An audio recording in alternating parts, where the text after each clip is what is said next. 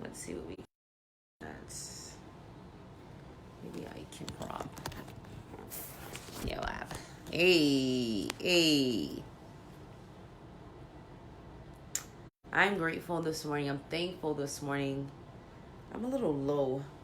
I want to prop myself up.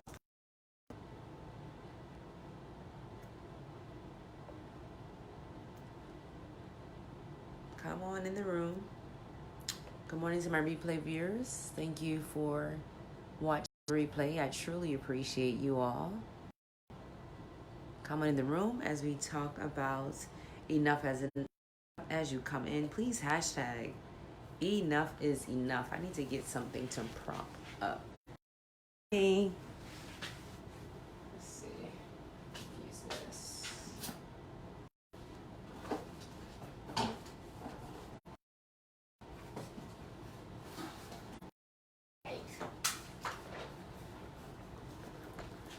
I need height.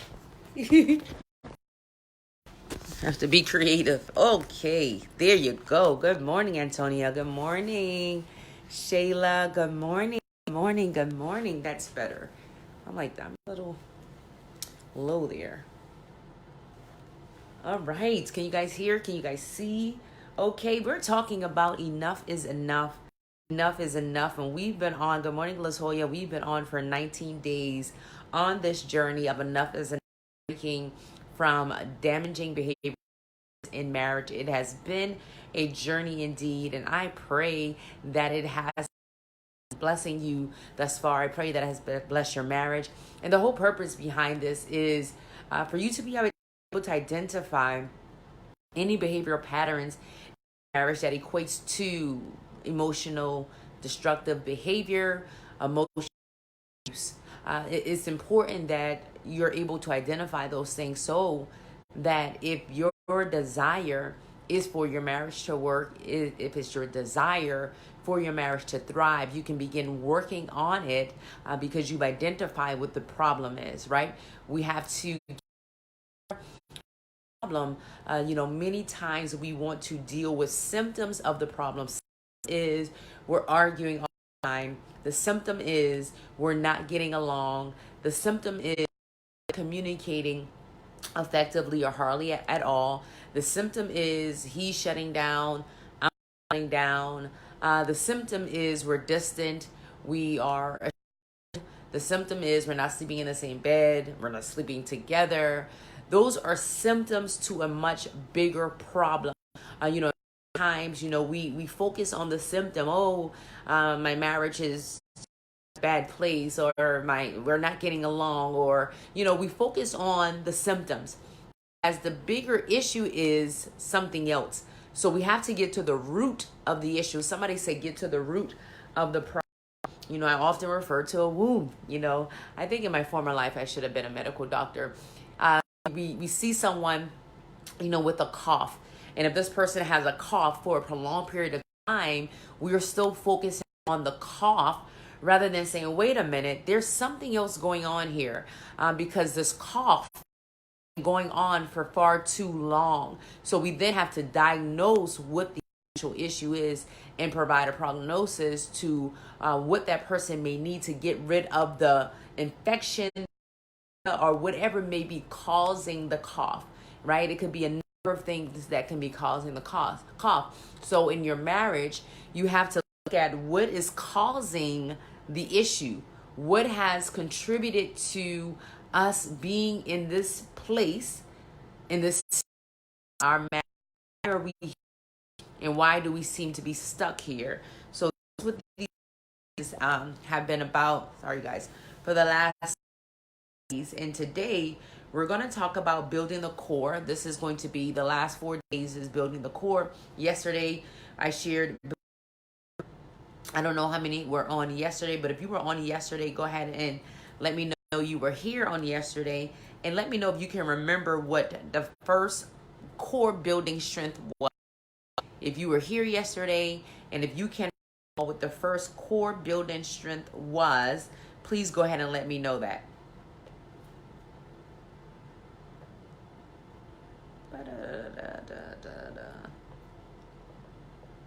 Let me know that. Don't be scared. You guys should be taking notes. So when you come in, make sure you have your notepad, you have your pen. This is just not a conversation for you to gain.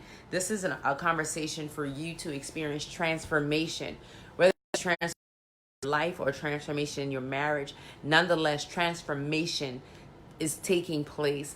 And in order to happen, you have to be able to take notes, okay? All right, so I'll tell you what number one is, but I do want to recap just the 4 rules of marriage.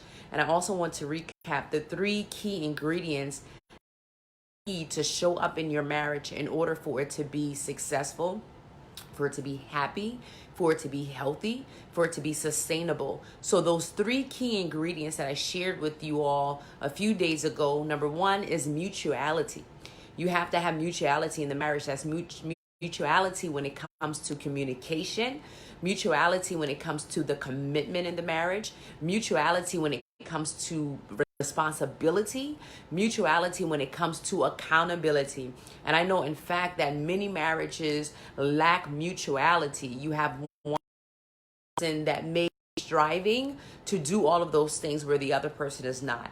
And I can tell you right now that your marriage will not be able to sustain in that state, okay? You have to go back and watch the video and see where I talked about that. I did it in 3 different days. I did mutuality, and then number 2, reciprocity.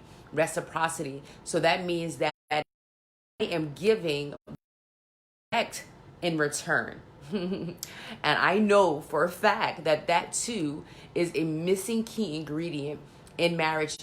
You have one person that is giving. You have one person that's working toward their self-growth and their development. You have one person that's working toward being a better husband, being a better wife, or trying to give of themselves sacrificially, willing to compromise, coming to the table where the other person is not. And I can tell you that your marriage will not thrive in that state. And number 3, freedom, which is one of my favorite ones, because you have to be free to be who you are. If you are finding yourself having to walk on eggshells, having to conform to being something, doing something, becoming something that you are not, you, my friend, are not in a healthy marriage. You are in a thriving marriage, and that is not a marriage that is pleasing to God, because you can be free. The word of God tells us in John 8:6 that whom the Son has set free is free indeed. So you should be able to be free and be who you are without feeling shame, without feeling embarrassed, without feeling like your partner will not accept you, or they are feeling like you have to get their validation.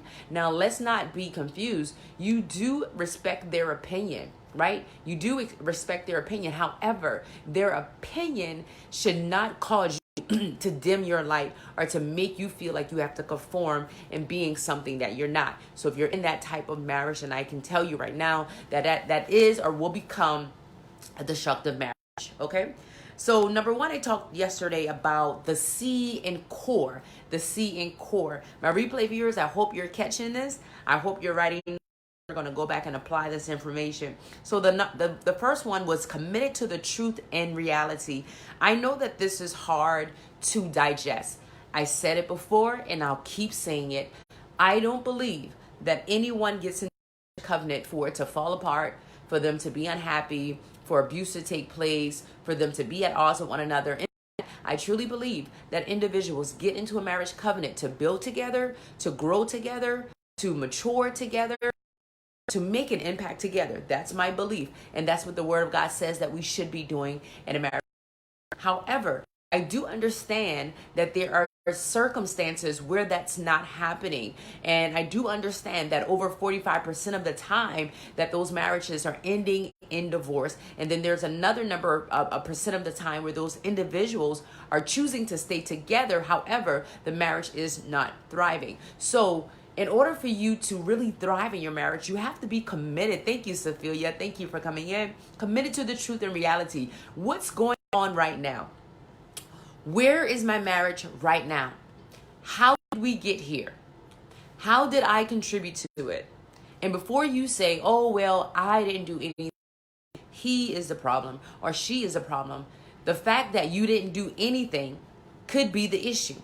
The fact that you allow the behavior to go on and on and on for these number of years could be the issue. You know, you are co-equals in the sight of God. Yes, the husband is the head. Yes, he is the leader of the home. However, in the sight of God, you are co-equal. So that means that what you bring to the table is just as important as what he brings to the table. What you're giving to the marriage is just important to what he's given to the marriage. And God is looking at you as co-equals, as co-partners. When you talk about marriage, marriage is a partnership. The key word in that is part. Each of us have to play our part, if you will, in that marriage. And at any time, one of us are not playing our part, and the marriage as a whole will take a hit. Think about sports. You know, anytime you're thinking about sport, any sport you can think of, you have the offense, you have the defense, you have different roles that each person plays. If somebody refuses to play their part, then the game will not be, number one, but the game will not be played effectively. The same with marriage. No, marriage is not a game, nonetheless, but each person has to play their part. So to the truth and reality of, okay, my marriage is not as perfect as I led everyone to believe, as I've shared across social media. We're not the power couple that everybody thought we were. However, I know that we can be. I know that we can strive to be better, because I married this woman and I saw greatness in him or her. That's why I married him or her, right? That's why I said yes. That's why I spent $1,000 at wedding and reception. That's why I did what. So knowing that truth, you have to be committed to saying, okay, we are not in a position we are thriving, but we can be, and this is what needs to be done. So that was number one. Number two, I'm going to share with you, because that was just a recap. You have to look at the video yesterday to get the full scope on. Number two, in core, somebody say core strength. We're building our core. This is the conversation we're going to have for the remaining of the days on the challenge. We have only 2 more days, you guys, on this challenge. Can you believe that I've gone days? I can't believe it. Impromptu, no planning. Do it. I did it, and here we are, day 19. I'm super proud of myself. I don't know about you all. Okay, so number 2 is open to growth. Oh God, open to growth, open to instruction and feedback.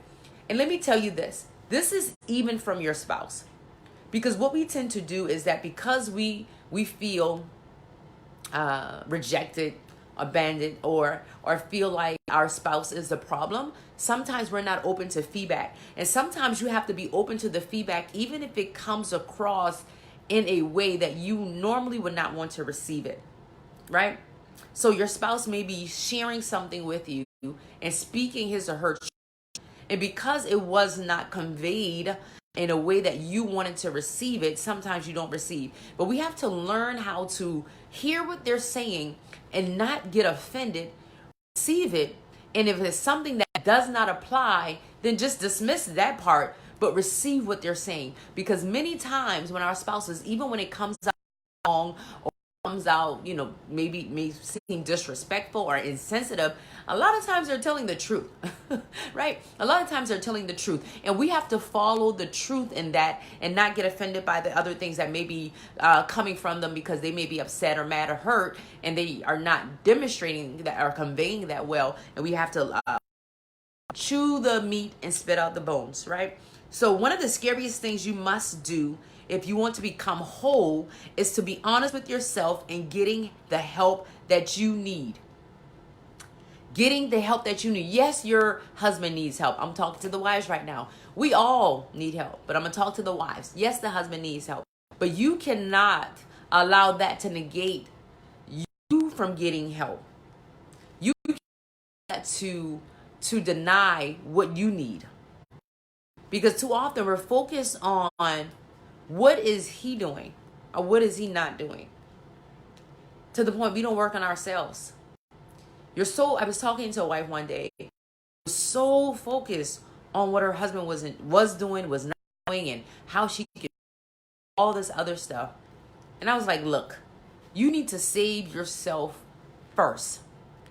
Because until you heal and until you get into a position where you can compete with him, not get all emotionally hijacked and yelling and screaming and getting offended by every little thing, you are not in a position to win him over. You have to be healed first. I don't know how many of you have ever flew in a plane before, or took a plane anywhere, but when the stewardess comes on and they do their entire presentation, him or her would say something like, you may experience cabin pressure. In the event you experience any cabin pressure, I'm paraphrasing, I flew at the time, but I can't remember verbatim what they said. A mask will fall from the sky or from the ceiling, right? When that mask falls down, I need you to secure your mask first before you try helping anybody.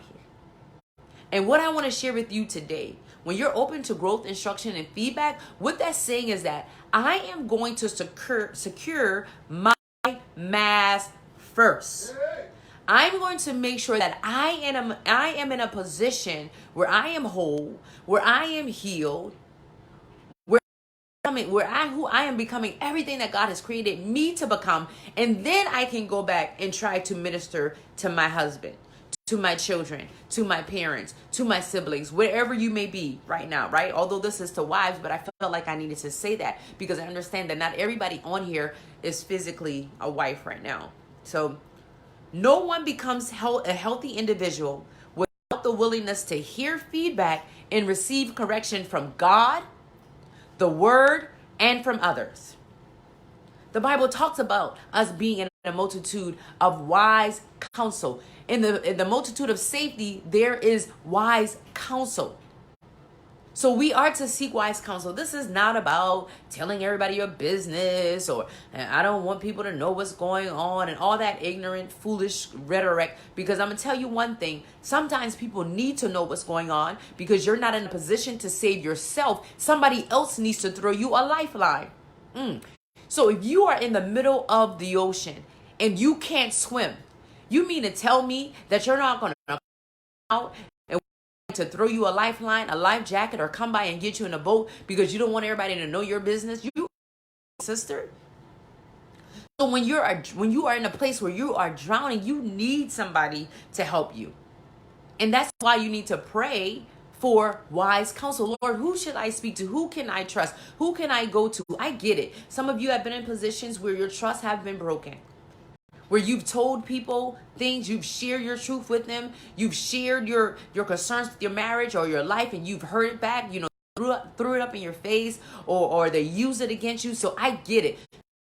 Broken. I get the fact your father may have mistrust, your mother may have caused mistrust. I get it. Somebody close to you, somebody you love, somebody you trusted, somebody that thought that was going to protect you. I get the fact that they violated your trust. However, you have to get in a position where you can forgive those people. You can get over that so that you can trust somebody that can literally help you, because if not, you will drown.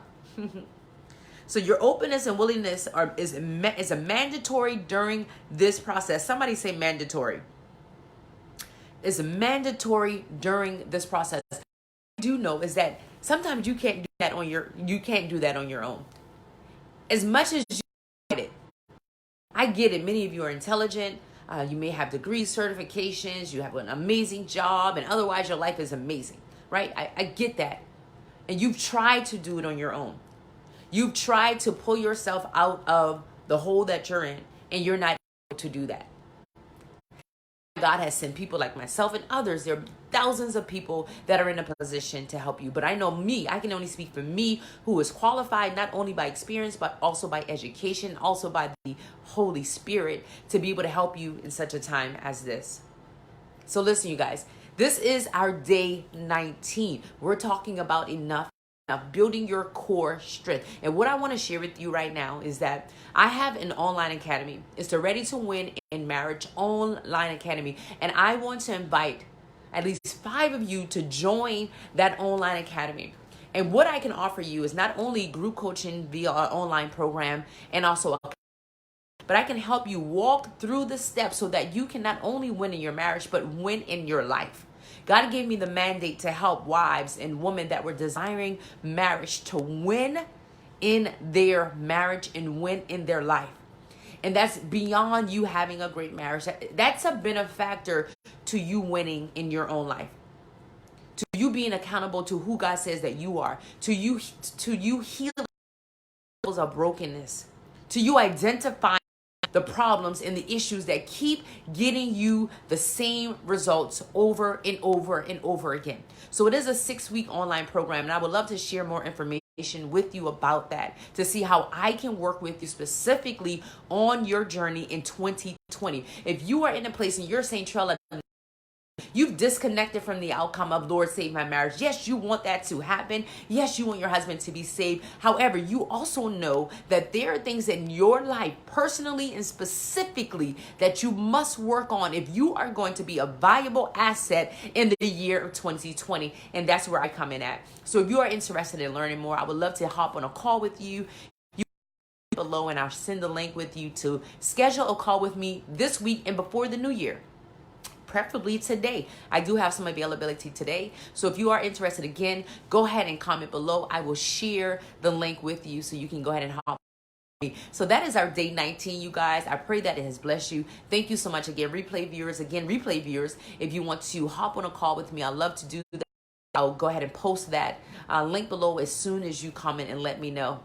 Yes, Tiffany. And I'm looking forward to tomorrow. Tomorrow is day 20, and we're going to talk about the R in the word core, building your core strength. I'll talk to you later. Bye.